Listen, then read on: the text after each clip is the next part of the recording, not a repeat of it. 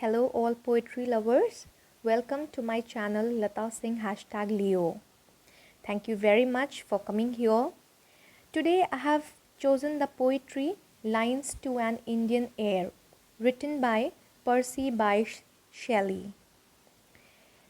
Shelley was born on 4th August 1792 and he died on 8th July 1822. He was considered one of the major English Romantic poets, widely regarded as one of the greatest lyric and philosophical poets in the English language. A radical in his poetry as well as in his political and social views, Shelley did not see fame during his lifetime, but recognition of his achievements in poetry grew steadily following his death. So he got achievement, he got recognition for his poetry, for his works after his death. Let's quickly understand the summary of the poem and then we'll do explanations line by line. This poem, Lines to an Indian Air by Percy Bysshe Shelley, has an Indian atmosphere and gives expression to the poet's passionate longings for the fulfillment of his love. Arising from dreams of his sweetheart, he walks to her chamber window, where an irresistible natural impulse leads him to her chamber window. Though he is not willingly going there, but some kind of unnatural force is leading him towards her chamber window. The breezes are flowing so gently that they seem to be fainting on the silent stream in the darkness of the night, and the sweet smells of the champak flowers are fainting like sweet thoughts that fade away in a dream. The nightingale, unable to convey its deep thoughts and her sad agony through its song, and she also lapses into silence. And this lover, the poet, also wanting to sink upon his beloved's heart. Well, before proceeding to the explanations, I want you all to please go through these vocabularies. These are all archaic vocabulary, and try to understand the meaning so that you can understand the poem better. Thou, thee, thy, thine, ye. These are all archaic words, means they have fallen out of favor and use. Hope you are done with the vocabulary meanings. So let's start the poem. Lines to an Indian Air. The first stanza goes like this. I arise from dreams of thee in the first sweet sleep of night, when the winds are breathing low and the stars are shining bright. I arise from dreams of thee, and a spirit in my feet hath led me, who knows how, to thy chamber window sweet. The words of this poem seem so simple, yet so deep to understand. As you can see in this picture that the poet is sleeping and he is dreaming of his beloved. So he is lost in sweet dreams.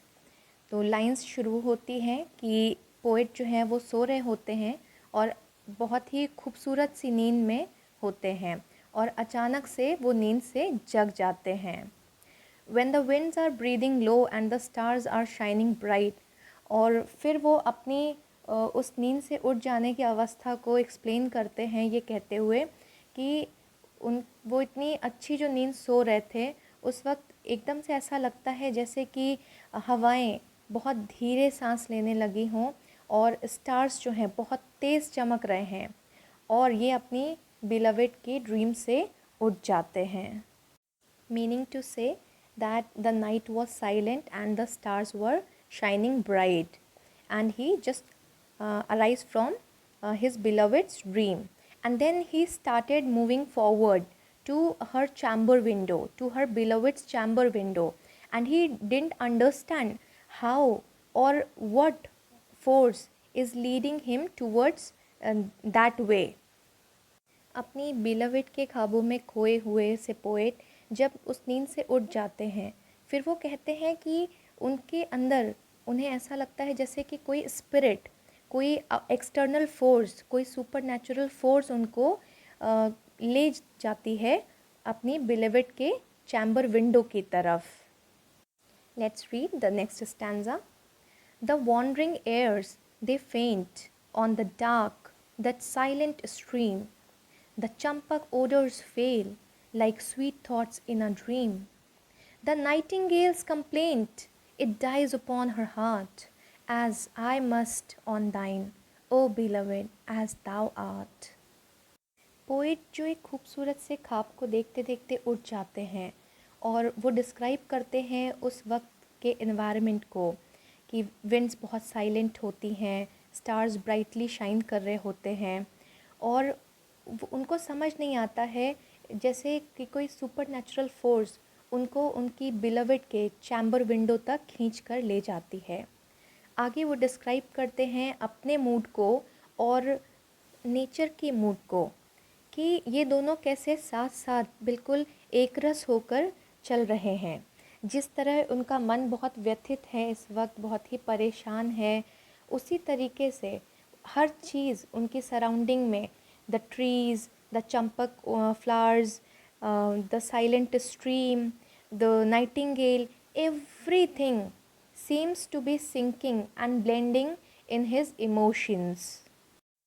The poet compares wandering airs, the moving airs, the champak fragrance, and the nightingale's song, all fainting, all becoming silent, just like his own heart, his own emotions. The wandering breezes blowing gently seem to be swooning over the silent waters of the stream. Then the sweet smells of the champak seems to lose their intensity and fragrance, just as thoughts, sweet thoughts, fade in a dream. Then the nightingale finds her itself unable completely to express its sorrow through its song, and its own song is dying upon her own heart. And the same way, the poet is also feeling completely overcome by his passion, is failing upon his beloved's bosom. जिस तरह से हवा शांत हो गई है, चंपक की खुशबू fail हो रही है और नाइटिंगेल का जो सॉन्ग है वो भी उसके दिल में, उसकी जो कंप्लेंट्स हैं उसके दिल में दबी रह जा रही हैं, उसी तरह पोएट भी अपनी बिलवेड में खो जाना चाहते हैं. Oh lift me from the grass, I die, I faint, I fail. Let thy love in kisses rain on my lips and eyelids pale. My cheek is cold and white, alas, my heart beats loud and fast. Oh, press it to thine own again, where it will break at last. This last stanza of the poem contains a pathetic, almost heart-rending appeal from the poet to his beloved. His love is yet unfulfilled and his longings unsatisfied. His love is so oppressive that he feels like dying. He writes this poem at the white heat of passion. This intensity of feeling, this fervor of love, and this burning ardor is the most striking quality of this poem. Love seems to be reviving, but in this poem you'll find a gloomy mood. Now the poet urges his beloved to lift him from the ground. As he is about to die, he is faint and he is failing to control his emotions of love for his beloved. He further requested his beloved to pour and shower her love in form of kisses on his lips and his eyelids that is not so bright now, his cheek becoming cold and white, his heart beating loud and fast, just like a person taking his last breath. His final wish is to get pressed to her heart, where his heart will break and he'll be lost in her forever. Now, let's quickly summarize the whole poem. As the first stanza shows the poem dreaming of his beloved in the course of his sleep. Waking up from his dream, he walks straight to his beloved's house and stands beneath the window of her chamber. An unknown, mysterious force has led him there. His feet have obeyed an inner impulse in taking him there, and it was not in accordance with any plan or any appointment with her that he went there, but involuntarily, in obedience to a natural urge, he went down to the chamber window. In the second stanza, the poet first give us three instances of things that seem to faint and to fail, and then he speaks of his own passion for his beloved. In the first place, the wandering breezes blowing gently seem to be fainting over the silent waters of the stream. Next is the sweet smell of the champak trees seems to lose their intensity, and just like thoughts fade in a dream. And thirdly, the nightingale, who was unable to fully express itself and its sorrow through its song, and feels helpless and becomes silent. And in the last stanza, we find the poet so oppressive and so overwhelmed by his passion. And lastly, he feels like a man who's about to faint, who's about to collapse, and a man who's about to die. Hope you have understood and enjoyed this poem. But now you must be wondering why the title of this poem is Lines to an Indian Air. It is because there are more than half a dozen beautiful pictures that are briefly and suggestively and vividly presented so as to create a highly romantic atmosphere with an Indian touch imparted to it by the champak odors. Thank you so much for watching, and do subscribe for updates.